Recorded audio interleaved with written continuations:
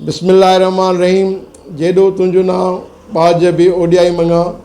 सभिनी ॾिसंदड़नि पिनी प्यारनि सिक वारनि खे अस्सलाम वालेकुम।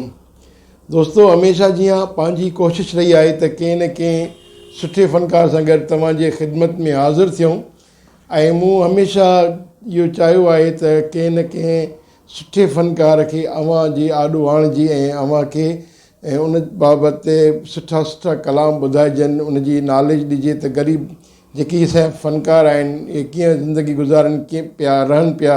इन्हनि सभिनी ॻाल्हियुनि खे नोट कंदे नज़र कंदे असां चाहियोसीं त तव्हां सभिनि सां लाइव अचूं ऐं हीअं लाइव अचण जो मक़सदु बि इहो ई आहे त अव्हां सभई दोस्त जेके असांखे ॿुधी रहिया आहिनि, अव्हांजो तमामु घणो थोराइतो आहियां जो अव्हां मूं नाचीज़ खे हेॾी इज़त ॾिनी, हेॾी पज़ीराई ॾिनी आहे, मोट ॾिनी आहे।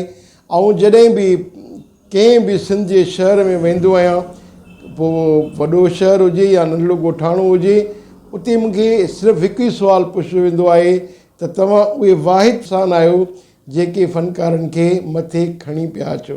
त आउं पंहिंजी कोशिशि कयां पियो, नंढड़ी कोशिशि आहे ऐं यकीन कयो जॾहिं मूं इहे लफ़्ज़ ॿुधंदो आहियां उन्हनि दोस्तनि जा त मूंखे ॾाढी ख़ुशी थींदी आहे त मुंहिंजे लाइ बि अॻिलनि माण्हुनि वटि तमामु सुठा लफ़्ज़ आहिनि।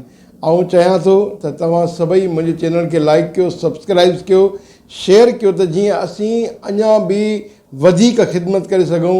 ऐं असीं चाहियूं था त तव्हां सभिनी खे ॾिसंदड़नि खे तमामु सुठा सुठा फ़नकार ॿुधायूं, जंहिंमें फीमेल बि आहिनि मेल बि आहिनि ऐं ख़ासि करे उहे फीमेल जिन वटि को ज़रियो न आहे के चैनल ते मथे पहुचण जो, उन्हनि खे बि असां इनशा मथे पहुचाईंदासीं।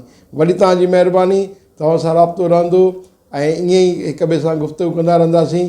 तेसिताईं इजाज़त ॾींदा। अल्लाह हाफ़िज़। 5 टाइम चैनल ज़िंदाबाद।